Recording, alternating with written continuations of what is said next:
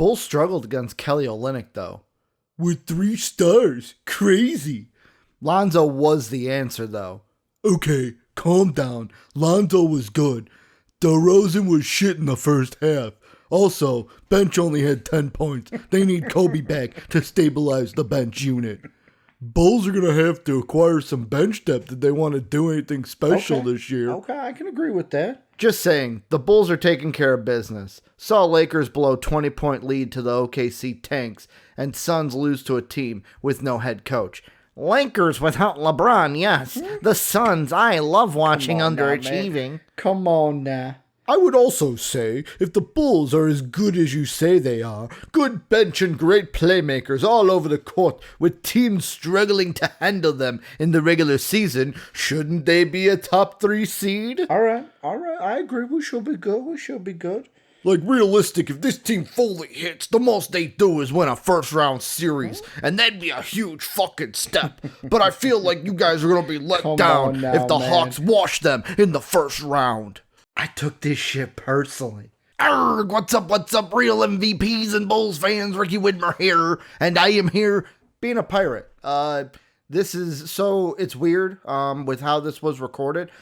Should have come out on Halloween, but my town was very not restrictive with the Halloween, and I didn't want ding dong all through my video. So I'm recording this late Sunday night because I didn't do it late Saturday night. So you get the costume on November 1st. Happy Day of the Dead. You got a pirate costume for this video. But yeah, we got to talk about the Bulls because Bulls, we get the win 107-99 over the Utah Jazz. You like Jazz? But yeah, Bulls get the win at home. We now improve to 5-1. Should be 6-0. But hey, everyone's got to give a gift sometimes, and we gave a gift to the New York Nets, or New York Knicks. If I could speak, New York Knicks. We gave a gift to the Knicks. And before I get into everything, make sure to do what I always say. Join the Discord down below, especially if you like our NBA content and our Bulls content, because we're always having NBA conversations along with other sports as well. You can join that for free down below in the description. If you want to support us, check out patreon.com/MVPvids, or you can also become a channel member today. And last but not least, hit that sub button, hit that notification bell,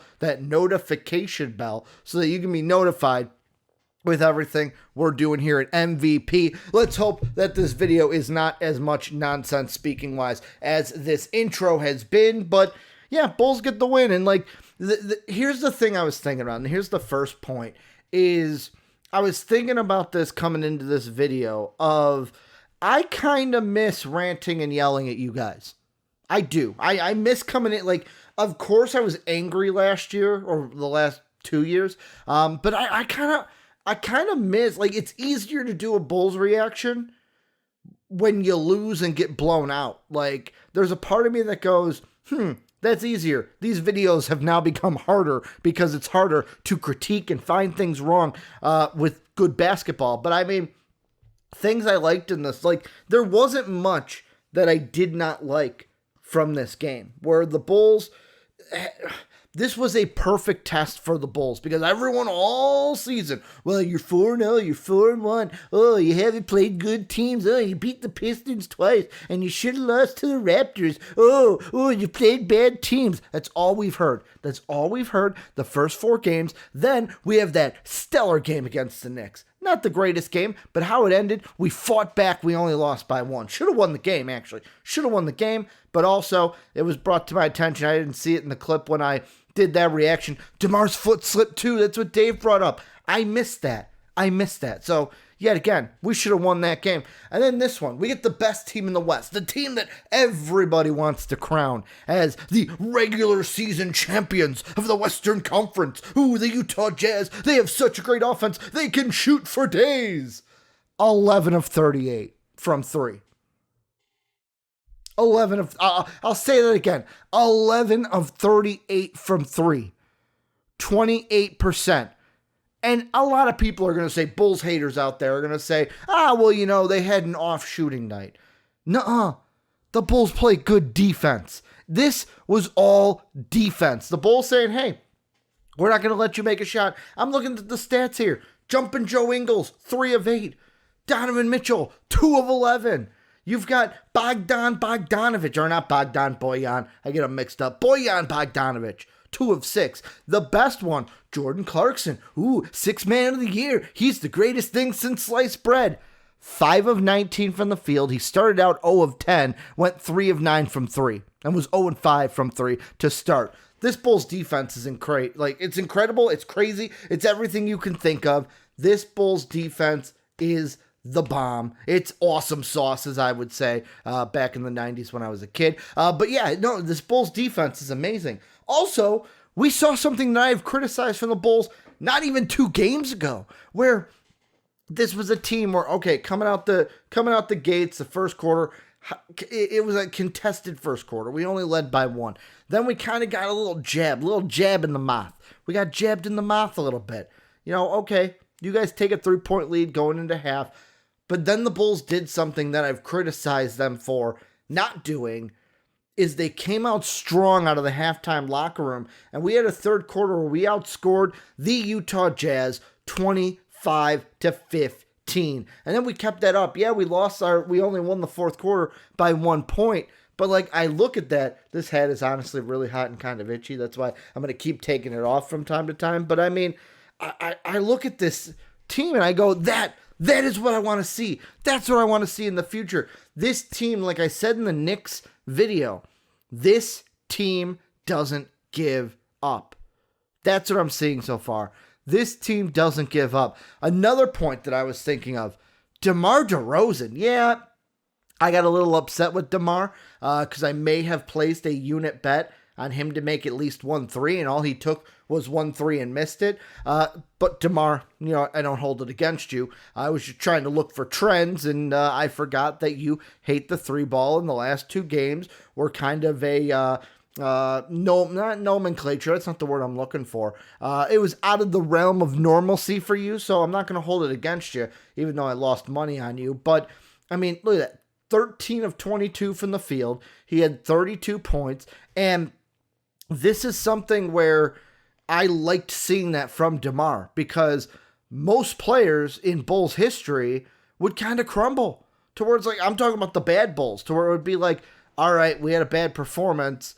All right, you missed the final shot. How are you going to come out the next game and you're not that sharp? DeMar was like, no, I'm going to come out sharp. I am going to make sure you cannot blame me for if we lose this game. And he was our leading scorer with 32 points. You got Zach, the microwave. He had 26, because I feel like Zach could go 0 points in the first quarter and then boom, microwave, boom. He's got 25 in the game, and you didn't even notice. You blinked once. And then, I mean, his team with Rudy Gobert. Yes, he finished with 19 rebounds, but the thing I was impressed with was he was kind of, I don't want to say clowning us early, but he was kind of dominating us early, especially on the boards. First, 4 minutes of the game, he had 6 rebounds. From the 8-minute mark of the first quarter to halftime, he only had 3 rebounds, and then he had 10 in the second half. But, that is something to me I look at and I go, all right, good job, Bulls, because we were without Patrick Williams. Vucevic has been getting clowned on by Bulls haters and non-Bulls fans. Some of even Bulls fans have been clowning on Vucevic for his play defensively against other bigs. So, to see that, okay, you're getting out rebounded in the first 4 minutes by Gobert, to have it to where, okay, we're not going to let you get a rebound. That is something that I like. And for the questions, kind of to wrap this up, this is not one that has a long video to it, because it was generally a good game. We played well. We took care of business on the defensive end.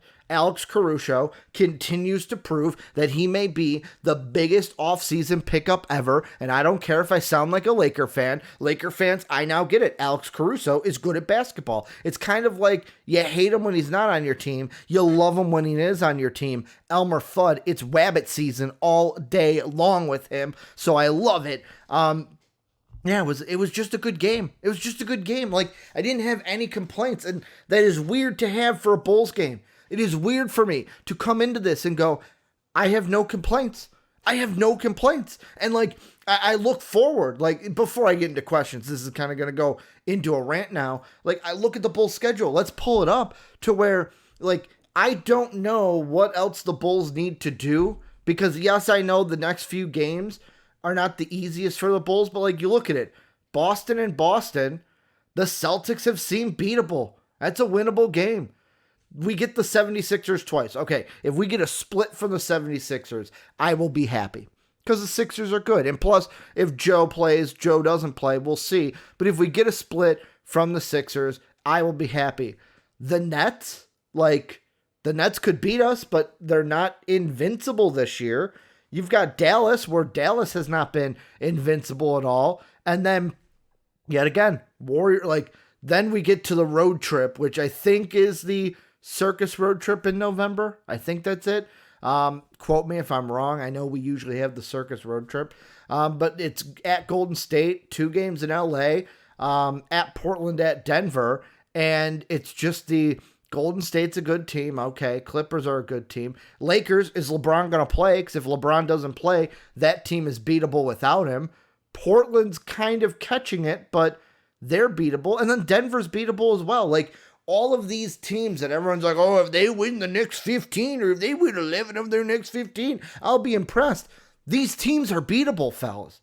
These teams are beatable, boys and girls. They are beatable. The Bulls are no longer, like, it's nice to finally be that team.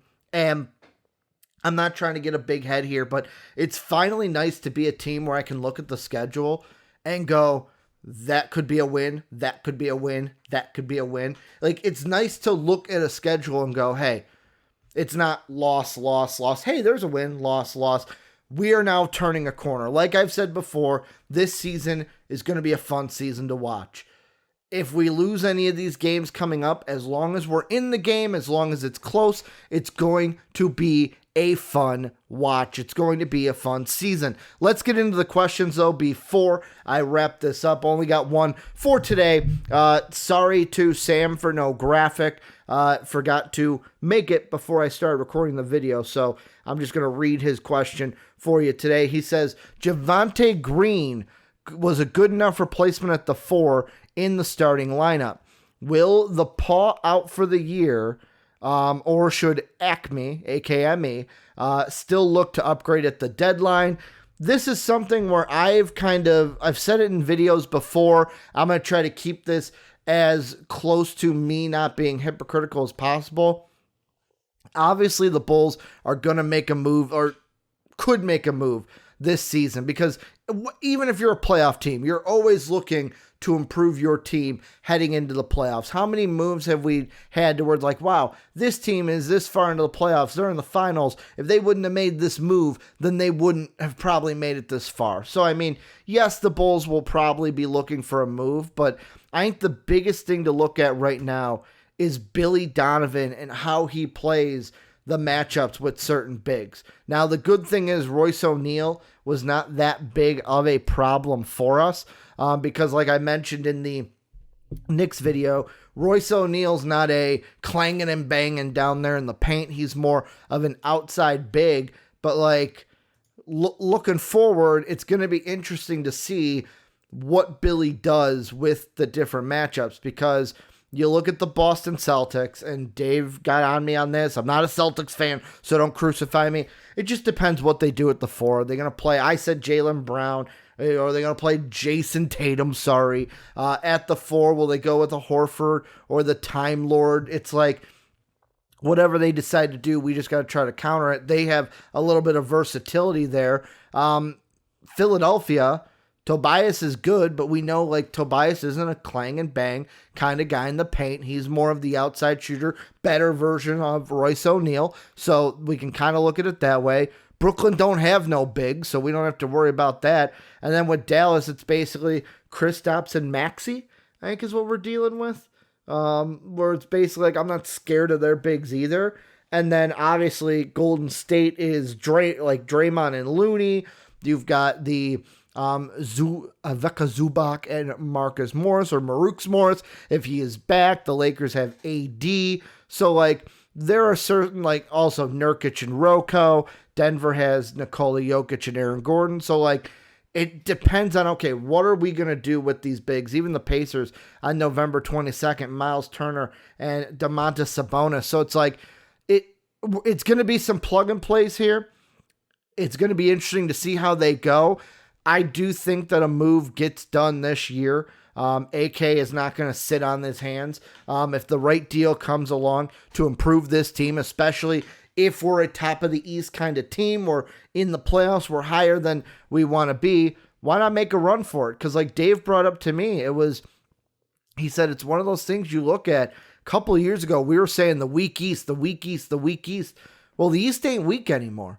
Like right now, you've got the Brooklyn Nets seem beatable. The Milwaukee Bucks seem beatable. The Celtics are beatable. You've got the Sixers have not been, like, without Ben, the Sixers are not who they were last year. They're a good team. They're still 4-2, but they're not the same without Ben Simmons. So it's opening the doors for this Bulls team, for maybe a Knicks team, for the Heat team, which Dave has said to me that he still thinks is the best team in the Eastern Conference right now. So, like, the East is wide open. We haven't seen this in a long time. It was usually LeBron in the East. The East is finally back. The East may be competitive this year. So, I mean, hey, if the deal comes along, we make it mid-season, go ahead and do it. But that's going to kind of do it for my video. Let me know what you guys think down below. It feels weird having a video where I haven't ranted or raved. I haven't yelled. This is weird. This is new. I hope it continues. My blood pressure loves it. I'll tell you that. My blood pressure really enjoys it. So let's hope that continues. But let me know what you guys think down below. Also, remember, join that Discord, link down below. If you want to support us, patreon.com, or become a channel member today, links are down below. And if you want to keep up to date with what we're doing here, Dave's got some stuff he's going to be doing. Jake has some stuff. I have my own stuff. Soapy on the entertainment side is coming out with some things. So we got some great things planned for you. Thank you guys for being as great as you always are. Go Bulls. And as always, have a good day, everybody.